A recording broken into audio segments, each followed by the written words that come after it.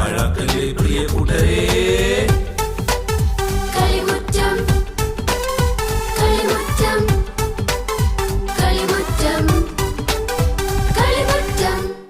എല്ലാ കൊച്ചു കൂട്ടുകാർക്കും കളിമുറ്റത്തിന്റെ ഇന്നത്തെ എപ്പിസോഡിലേക്ക് സ്വാഗതം. കൂട്ടുകാരെ, നമ്മുടെ ആദ്യത്തെ സെഗ്മെന്റ് ഏതാണെന്ന് നോക്കിയാലോ?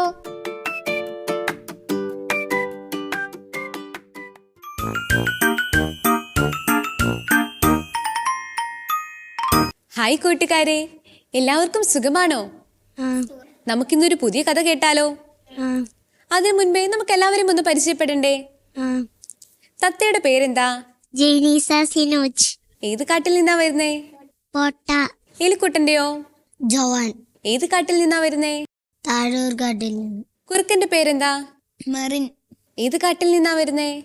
വെള്ളാഞ്ചിറക്കാട്ടിൽ നിന്ന്. മയിലിന്റെ പേരെന്താ? സെറിൻ മേജോ. ഏത് കാട്ടിൽ നിന്നാ വരുന്നേ?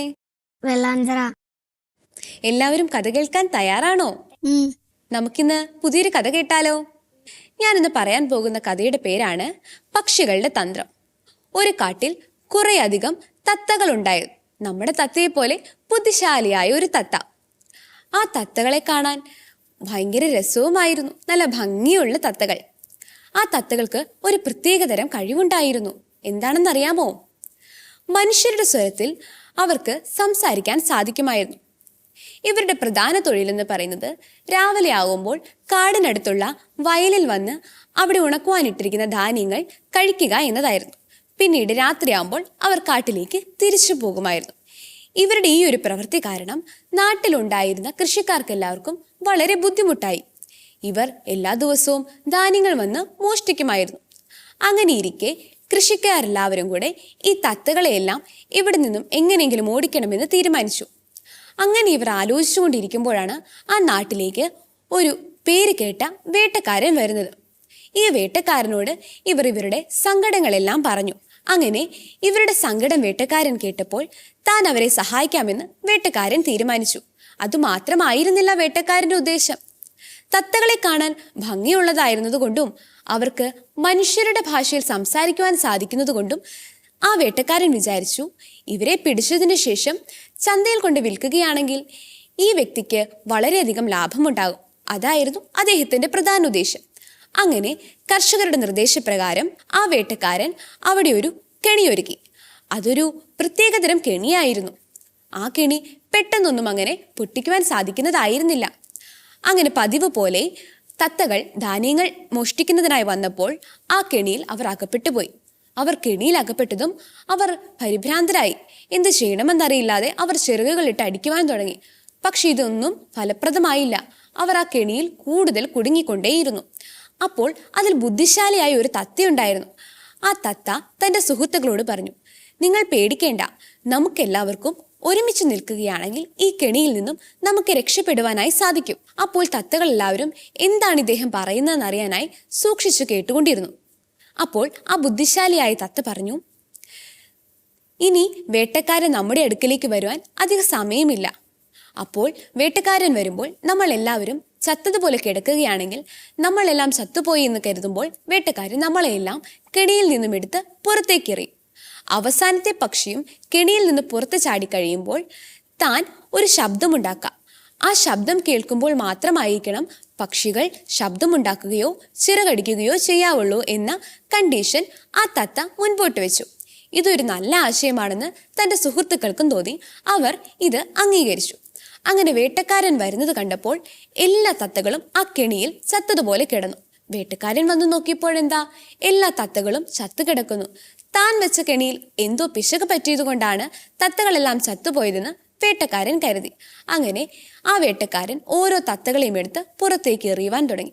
അങ്ങനെ അവസാനത്തെ തത്തയും എടുത്ത് വേട്ടക്കാരൻ പുറത്തേക്ക് എറിഞ്ഞപ്പോൾ ആ ബുദ്ധിശാലിയായ തത്ത ഒരൊച്ചയുണ്ടാക്കി.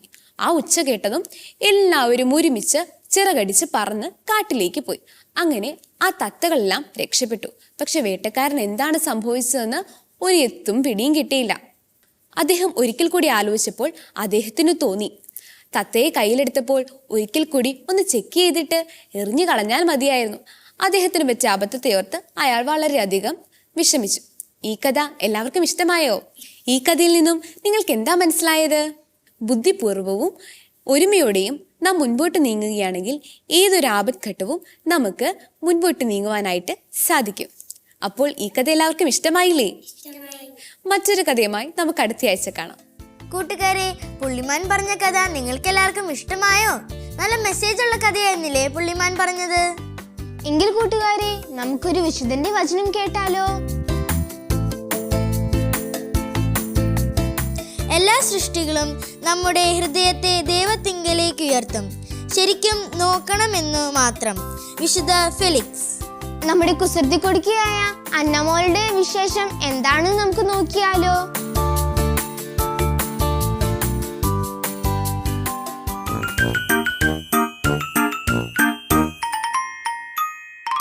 മലാക്കേ. ഹായ് അന്നമോളെ. ഹായ് മലാക്കേ. എന്റെ അന്നക്കുട്ടി സുഖമായിട്ടിരിക്കുന്നോ? സുഖമായിട്ടിരിക്കുന്നു മലാക്കേ. ആട്ടെ, ഇന്ന് എന്താണാവോ എന്റെ അന്നക്കുട്ടിയുടെ സംശയം? അതോ, കഴിഞ്ഞ ദിവസം അമ്മ എനിക്കൊരു കളിപ്പാട്ടം വായിച്ചു തന്നായിരുന്നു. അതിൽ ബാറ്ററി ഇട്ടാലേ പാട്ട് കേൾക്കൂ. ചില കളിപ്പാട്ടങ്ങൾ അങ്ങനെ അന്നമോളെ നിർമ്മിച്ചിരിക്കുന്നത്. അതിന് പ്രവർത്തിക്കാൻ ബാറ്ററി കൂടിയേ തീരൂ. ശരിക്കും ആരാ മലാക്കേ ഈ ബാറ്ററി കണ്ടുപിടിച്ചത്?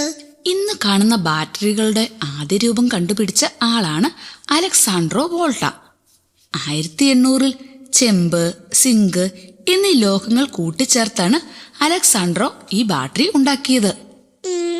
എന്നാൽ ബാറ്ററി എന്ന പദം ആദ്യം ഉപയോഗിച്ചത് ബെഞ്ചമിൻ ഫ്രാങ്ക്ലിൻ എന്ന അമേരിക്കൻ ഗവേഷകനാണ്. 1749-ൽ വൈദ്യുതിയുമായി ബന്ധപ്പെട്ട് അദ്ദേഹം നടത്തിയ കപ്പാസിറ്ററുകളെ സൂചിപ്പിക്കാനായിരുന്നു ബാറ്ററി എന്ന പദം ഉപയോഗിച്ചത്. മാത്രമല്ല, വൈദ്യുതി കണ്ടുപിടിച്ചതിന്റെ ക്രെഡിറ്റ് ശാസ്ത്രലോകം നൽകിയിരിക്കുന്നതും ബെഞ്ചമിൻ ഫ്രാങ്ക്ലിനാണ്. അത് കൊള്ളാമല്ലോ മലാക്കേ. ഊർജ രൂപങ്ങളിലെ രാജാവ് ആണ് വൈദ്യുതി. എന്നാൽ വൈദ്യുതിയെ ഉള്ളിലൊളിപ്പിച്ച ചെപ്പാണ് ബാറ്ററി. കൊണ്ടു നടക്കാവുന്ന വൈദ്യുത സംഭരണികളാണ് ബാറ്ററികൾ. അതായത് രാസോർജത്തെ വൈദ്യുതോർജമാക്കി മാറ്റുന്ന ഉപകരണമാണ് ബാറ്ററി. വൈദ്യുതി കണ്ടുപിടിച്ചെങ്കിലും അത് സംഭരിച്ചു വെക്കാനും മറ്റൊരിടത്തേക്ക് കൊണ്ടുപോകാനും കഴിയില്ല എന്നതായിരുന്നു ആദ്യകാലത്ത് നേരിട്ട ഏറ്റവും വലിയ വെല്ലുവിളി. ആ പ്രശ്നം ഒരു പരിധിവരെ പരിഹരിച്ചത് ബാറ്ററി ആയിരുന്നു അന്നമോളെ. റീചാർജ് ചെയ്യാവുന്ന ബാറ്ററികളുടെ വരവോടെ ഊർജ രംഗത്തെ ഒഴിച്ചുകൂടാനാവാത്ത ഒരംഗമായി ബാറ്ററികൾ മാറി. ലോകത്തെ ഇന്ന് കാണുന്ന രീതിയിൽ സ്മാർട്ടാക്കി മാറ്റിയ ഒട്ടുമിക്ക ഉപകരണങ്ങളുടെ പിന്നിലും ബാറ്ററിയുണ്ട്. Clock, watch, smart phone, laptop, smart watch, റിമോട്ടുകൾ, വാഹനങ്ങൾ, കൃത്രിമ ഉപഗ്രഹങ്ങൾ തുടങ്ങിയവയെല്ലാം ചലിക്കുന്നതിന്റെ പിന്നിൽ ബാറ്ററിയാണ് അന്നമോളെ. അത് കൊള്ളാമല്ലോ മലാക്കേ. ഈ ബാറ്ററിക്ക് 2 ടെർമിനൽ ഉണ്ട് അന്നമോളെ. അതെന്തൊക്കെയോ മലാക്കേ? പോസിറ്റീവും നെഗറ്റീവും. ബാറ്ററിയുടെ ഒരു വശത്ത് തല പോലെ കാണപ്പെടുന്ന ഒരു ഭാഗമില്ലേ, അവിടെ ക്രോസ് ആകൃതിയിൽ ഒരു ചിഹ്നവും ഉണ്ടായിരിക്കും. ആ ഭാഗമാണ് പോസിറ്റീവ് ടെർമിനൽ. അപ്പൊ നെഗറ്റീവോ? നെഗറ്റീവ് ചിഹ്നം അഥവാ ചെറിയൊരു വര കാണിച്ചിരിക്കുന്ന ഭാഗമാണ് നെഗറ്റീവ് ടെർമിനൽ. നെഗറ്റീവ് ടെർമിനലിലാണ് ഇലക്ട്രോണുകളുടെ സ്രോതസ്. രാസപ്രവർത്തനം വഴിയുണ്ടാകുന്ന ഇലക്ട്രോണുകൾ നെഗറ്റീവ് ടെർമിനലിൽ നിന്ന് ഒരു ബാഹ്യ വൈദ്യുത സർക്യൂട്ട് വഴി പോസിറ്റീവ് ടെർമിനലിലേക്ക് ഒഴുകുന്നു. അങ്ങനെ ഇലക്ട്രോണുകളുടെ തുടർച്ചയായ ആ പ്രവാഹമാണ് ബാറ്ററിയിൽ നിന്നുമുള്ള വൈദ്യുതി. 2 തരം ബാറ്ററികളുണ്ട്. അതെന്തൊക്കെയോ മലാക്കേ? പ്രാഥമിക ബാറ്ററികളും ദ്വിതീയ ബാറ്ററികളും. സാധാരണ ബാറ്ററികളുടെ ഉള്ളിലെ രാസവസ്തുക്കൾ പ്രവർത്തിച്ചു തീരുന്നതോടെ വൈദ്യുതി ഉൽപാദനം നിലയ്ക്കും. അങ്ങനെ ഒറ്റത്തവണ ഉപയോഗിച്ച് ഉപേക്ഷിക്കേണ്ടി വരുന്ന ബാറ്ററികളാണ് പ്രാഥമിക ബാറ്ററികൾ. പലതവണ ഉപയോഗിക്കാവുന്ന, അതായത് റീചാർജ് ചെയ്ത് ഉപയോഗിക്കുന്ന ബാറ്ററികളാണ് ദ്വിതീയ ബാറ്ററികൾ. റീചാർജ് ചെയ്യുമ്പോൾ എന്താണ് സംഭവിക്കുന്നേ? ബാറ്ററികൾ റീചാർജ് ചെയ്യുമ്പോൾ വിപരീത ദിശയിൽ വൈദ്യുതി കടന്നുവരും. അതോടെ ബാറ്ററിയുടെ ഉള്ളിലെ രാസവസ്തുക്കൾ വിപരീത ദിശയിൽ രാസപ്രവർത്തനം നടത്തി പഴയതുപോലെ ആയിത്തീരും. അങ്ങനെ അവയിൽ നിന്നും വീണ്ടും വൈദ്യുതി ഉൽപാദനം നടക്കും. ഈ ബാറ്ററിയാള് കൊള്ളാമല്ലോ മലാക്കേ. അത് ശരിയാ. എന്നാൽ എന്റെ അന്നമോള് വേഗം വീട്ടിലേക്ക് പൊയ്ക്കോട്ടോ. ബൈ മലാക്കേ. ബൈ അന്നമോളെ. കൂട്ടുകാരെ, നമ്മുടെ കുസൃതി കുടുക്കിയായ അന്നമോൾക്ക് എന്തൊരു സംശയങ്ങളാ. അവളുടെ സംശയങ്ങൾ ഒരിക്കലും തീരില്ലല്ലോ. എങ്കിൽ നമുക്ക് അടുത്ത സെഗ്മെന്റിലോട്ട് പോയാലോ കൂട്ടുകാരെ?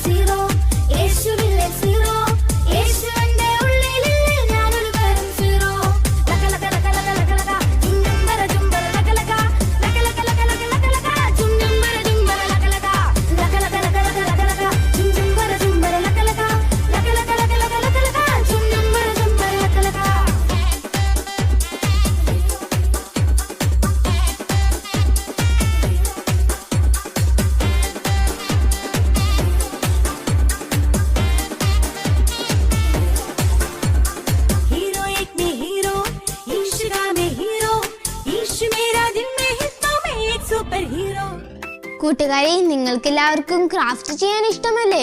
എനിക്ക് ഒത്തിരി ഇഷ്ടാ. ഇന്ന് ഏത് ക്രാഫ്റ്റ് ആയിരിക്കും നമ്മൾ പഠിപ്പിക്കാൻ പോകുന്നത്? നമുക്കൊന്ന് കണ്ടു നോക്കിയാലോ കൂട്ടുകാരെ?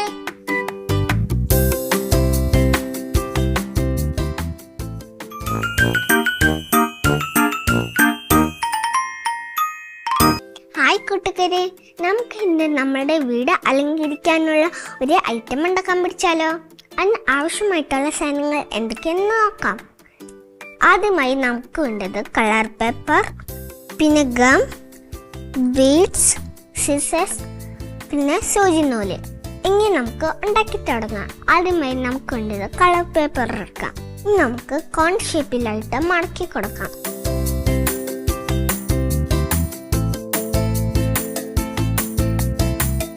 ഇനി നമുക്ക് ഒന്നും കൂടി കോണായിട്ട് മടക്കാം.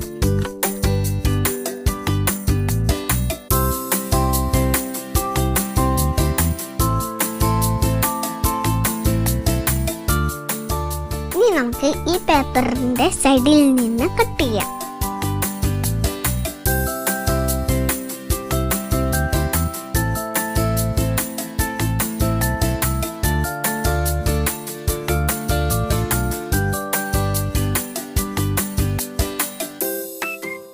ഇതുപോലെ നമുക്ക് വീണ്ടും കട്ട് ചെയ്യാം.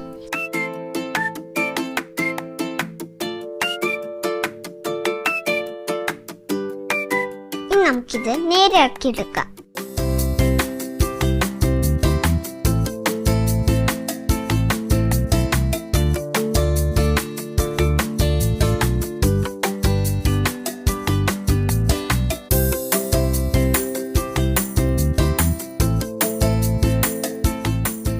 ഇനി നമുക്ക് ഈ പേപ്പറിന്റെ ഓരോ കോണിലും പശ വെച്ച് ഒട്ടിക്കാം.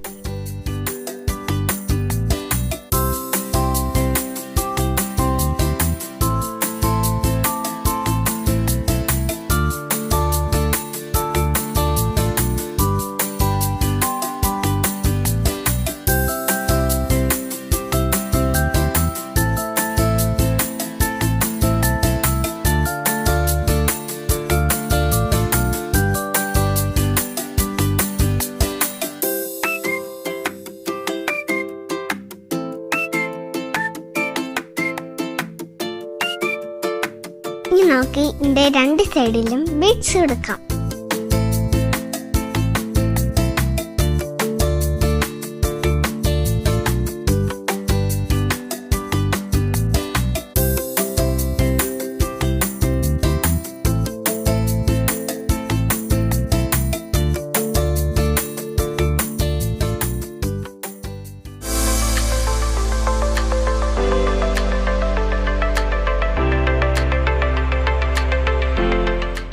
കൂട്ടുകാരെ, നിങ്ങൾക്കെല്ലാവർക്കും ഇത് ഇഷ്ടമായോ? ഇഷ്ടമായെങ്കിൽ നിങ്ങൾ ഇത് വീട്ടിൽ ചെയ്ത് നോക്കണേ. കൂട്ടുകാരെ, എക്ത ഉണ്ടാക്കിയ ക്രാഫ്റ്റ് നിങ്ങൾക്ക് എല്ലാവർക്കും ഇഷ്ടമായോ? എങ്കിൽ നിങ്ങളും നിങ്ങളുടെ പ്രാർത്ഥനാ റൂം ഡെക്കറേറ്റ് ചെയ്യണേ. കൂട്ടുകാരെ, എങ്കിൽ നമുക്ക് ഒരു ബൈബിൾ വചനം കാണാതെ പഠിച്ചാലോ?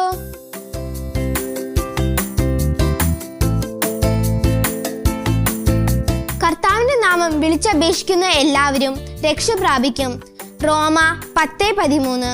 എങ്കിൽ കൂട്ടുകാരെ, ഈ ആഴ്ച ബർത്ത്ഡേ ആഘോഷിക്കുന്ന കുട്ടികളെ നമുക്കൊന്ന് വിഷ് ചെയ്താലോ?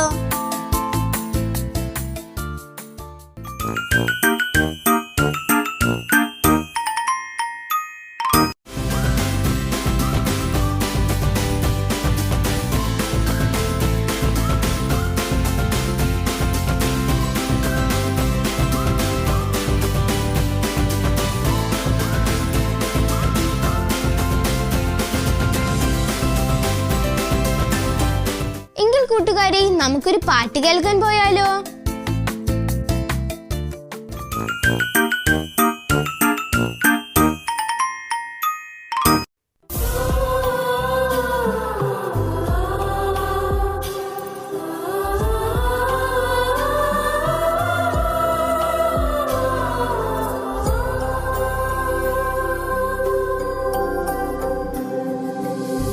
തിരുഹൃദയ തിരുനാളിൽ വ്യാകുല മാതാവേ നിന്നടയിൽ ഉരുകുകയായി മെഴുതിരിയായി ജന്മം എരിയുകയാണീ ഹൃദയം. കൈക്കൊള്ളണമേ നീ മകനേ, തിരുഹൃദയ തിരുനാളിൽ വ്യാകുല മാതാവേ നിന്നടയിൽ ഉരുകുകയായി മെഴുതിരിയായി ജന്മം എരിയുകയാണീ ഹൃദയം. കൈക്കൊള്ളണമേ നീ മകനേ.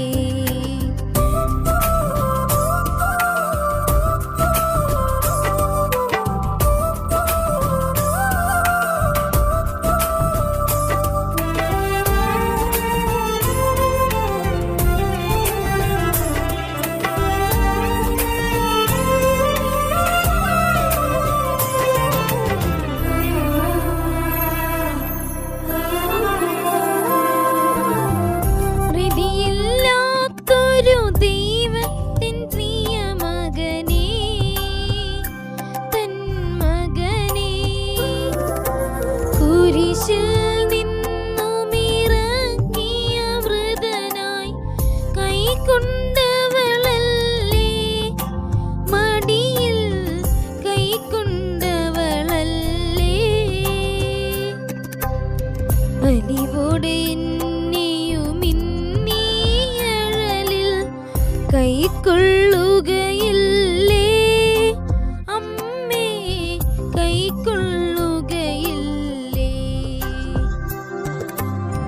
തിരുഹൃദയ തിരുനാളിൽ വ്യാകുല മാതാവേ നിന്നടയിൽ ഉരുകുകയായി മെഴുതിരിയായി ജന്മം എരിയുകയാണീ ഹൃദയം. കൈക്കൊള്ളണമേ നീ മകനേ.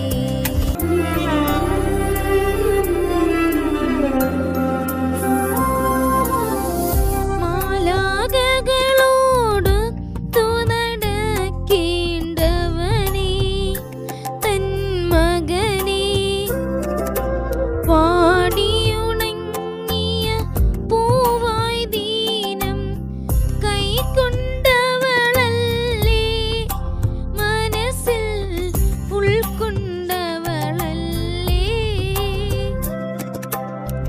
അലിവോടെ ഇന്നിയുമിന്നീ വ്യതയിൽ കൈക്കൊള്ളുകയില്ലേ അമ്മേ, കൈക്കൊള്ളുകയില്ലേ. തിരുഹൃദയ തിരുനാളിൽ വ്യാകുല മാതാവേ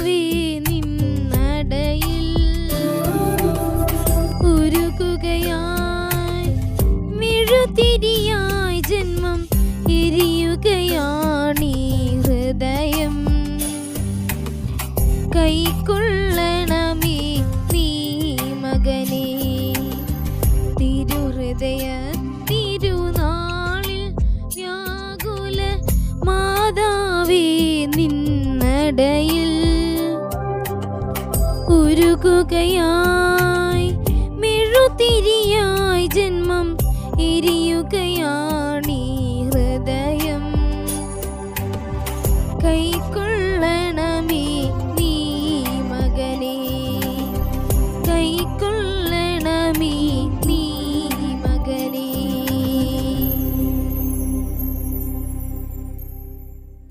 നല്ല രസമുണ്ടായില്ലേ ആ പാട്ട് കേൾക്കാൻ? എനിക്ക് ഒത്തിരി ഇഷ്ടമായി.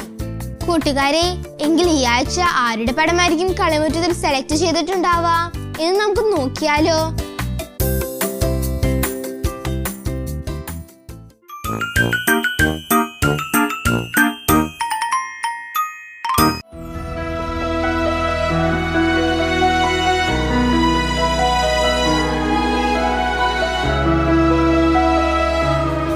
കൂട്ടുകാരെ, നിങ്ങൾക്കും ഇതുപോലെ പടങ്ങൾ വരയ്ക്കാനും കഥകൾ പറയാനും പാട്ട് പാടാനും ഡാൻസ് കളിക്കാനും കഴിവുകൾ ഉണ്ടെങ്കിൽ തീർച്ചയായും കളിമുറ്റത്തിൽ പങ്കെടുക്കാം. അതിനായി ഞങ്ങൾ കോൺടാക്ട് ചെയ്യേണ്ട address: the producer, Kalimuttam, divine vision, divine retreat centre, Muringoor PO, Chalakudy, Thrissur. Pin 680309. Email kalimutamgtv24@gmail.com. Phone 8606460033. കൂട്ടുകാരെ, ഇന്നത്തെ എപ്പിസോഡ് നിങ്ങൾക്ക് എല്ലാവർക്കും ഇഷ്ടമായോ? ഇതിലും നല്ലൊരു എപ്പിസോഡുമായി അടുത്ത ആഴ്ച ഞങ്ങൾ വരുന്നതായിരിക്കും. അതുവരേക്കും ബൈ.